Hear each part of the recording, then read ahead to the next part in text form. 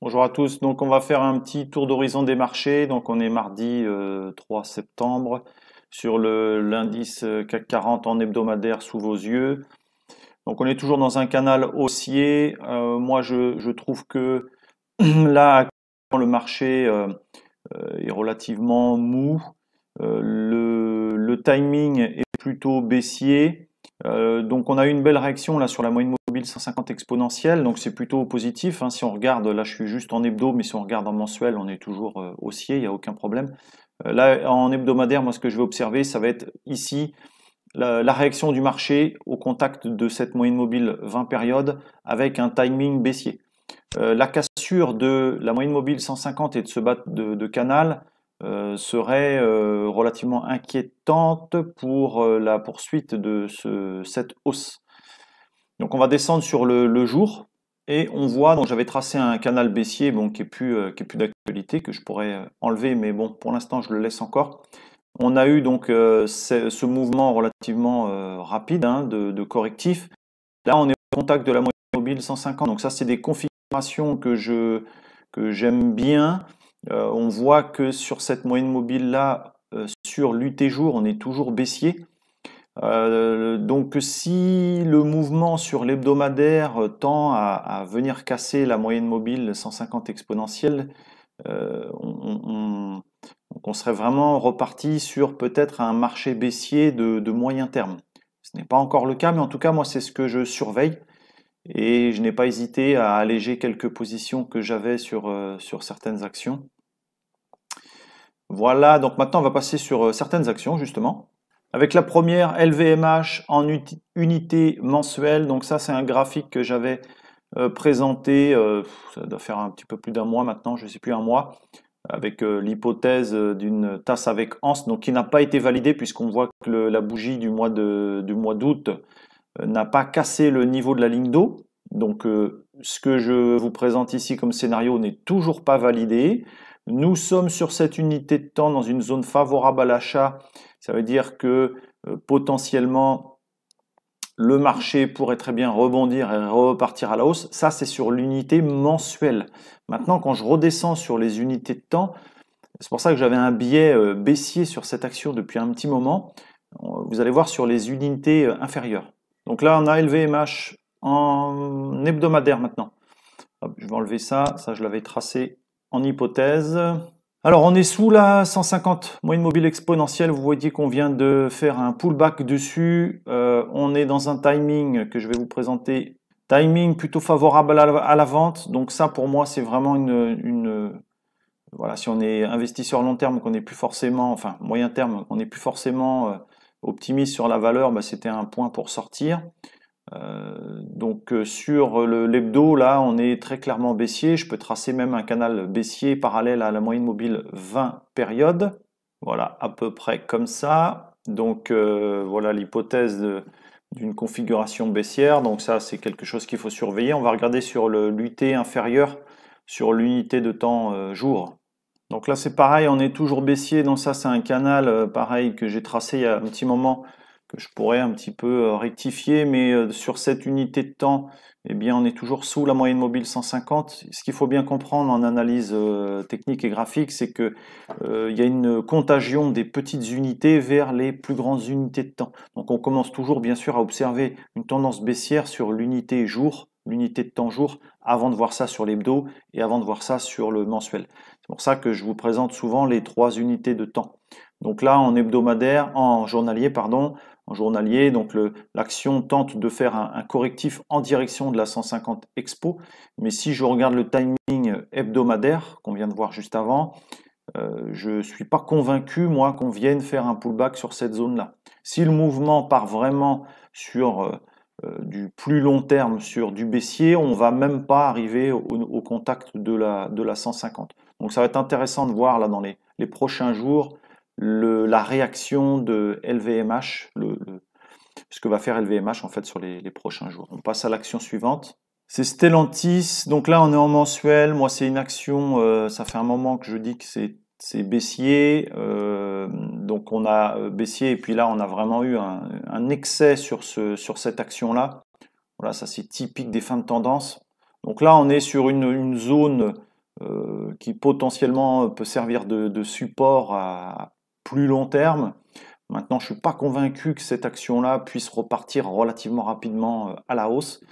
En tout cas, même si le timing semble plutôt favorable, cette action-là, en tout cas sur le mensuel, moi je n'y toucherai pas. On va descendre sur l'hebdo.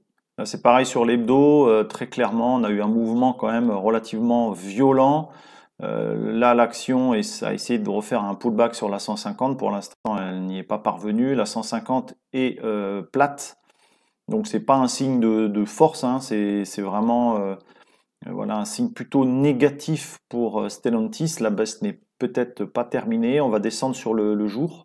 Donc sur le jour, on voit bien que ça a été très rapide. Là, on a ici une forme de saturation de mon indicateur qui indique une zone support sur laquelle on a rebondi. Qu'on revienne retester cette zone-là des 13,80 € me semble plutôt probable. Et en tout cas, je ne vois pas pour l'instant de signe de la fin de la baisse. Donc si on a envie de rentrer sur cette valeur, ce n'est pas le moment, ce n'est pas le bon prix non plus. Donc Stellantis, toujours très baissière. On passe à l'action suivante. C'est Pernod Ricard, donc c'est pareil, ça j'ai déjà fait plusieurs analyses dessus. Mouvement toujours très baissier, là on est sur l'unité de temps mensuelle, la 150 exponentielle est à plat. Si on regarde dans l'historique, on voit que cette moyenne mobile a toujours, les cours ont toujours été au-dessus de cette moyenne mobile. Hein. On est venu juste au contact ici en 2008 et depuis on voit bien que on n'est jamais revenu dessus. Là on est en train de revenir dessus avec la 150 qui s'aplatit. Donc ça c'est éventuellement un niveau sur lequel les prix peuvent rester tourner autour pendant quelques semaines, quelques mois, hein, tergiverser autour, c'est pas du tout anormal. On voit que la zone support inférieure est autour des 100 €. Donc sur l'unité de temps mensuelle, là on est vraiment dans une zone charnière. Est-ce que c'est un bon point d'entrée sur le long terme?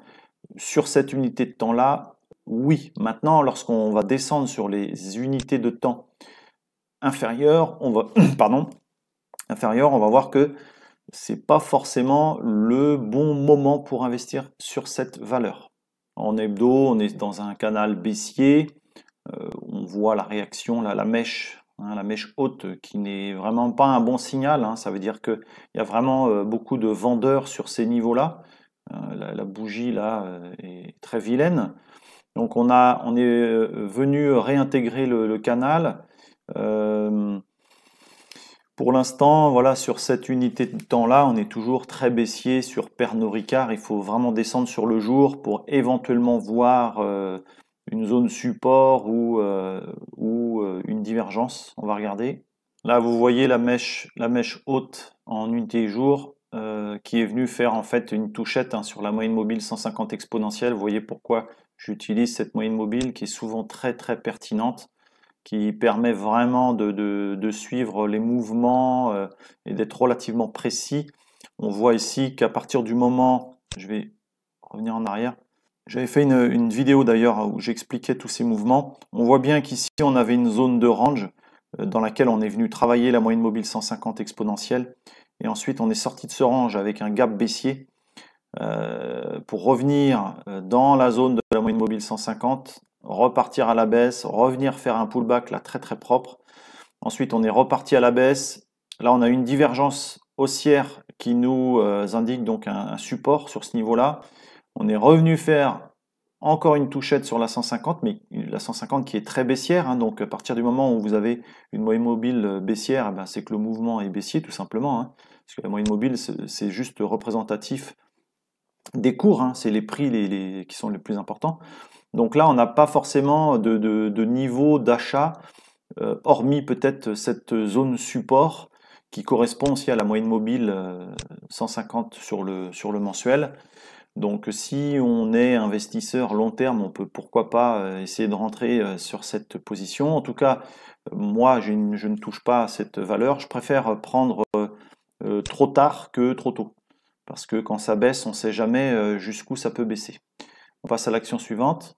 On est sur L'Oréal en hebdomadaire. Donc là, en bleu, pareil, la moyenne mobile 150 exponentielle. Vous voyez, depuis 2011, elle suit parfaitement les cours de L'Oréal. On est venu pour la dernière fois sur cette moyenne mobile, là, très récemment. Donc, il faut absolument tenir cette moyenne mobile sur cette action. Elle est actuellement à 381 €, la moyenne mobile. Moi, ce qui me fait un petit peu peur sur la hausse actuelle des marchés, c'est la configuration de certaines actions. Notamment, je vous ai présenté LVMH. L'Oréal, je vais être très attentif à ce qu'elle ne casse pas ce niveau-là. On est dans ce canal ascendant qui me paraît relativement pertinent puisque relativement parallèle à cette moyenne mobile 150 exponentielle. On a un indicateur de cycle là qui n'est pas forcément très régulier, mais en tout cas qui nous indique que là ce n'est plus une zone d'achat, c'est trop tard. Il fallait acheter un petit peu avant.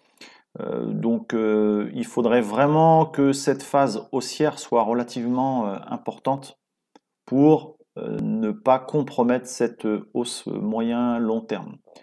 Voilà, mettez-moi en commentaire si vous voulez que j'analyse d'autres actions, d'autres supports, et je vous remercie, à bientôt.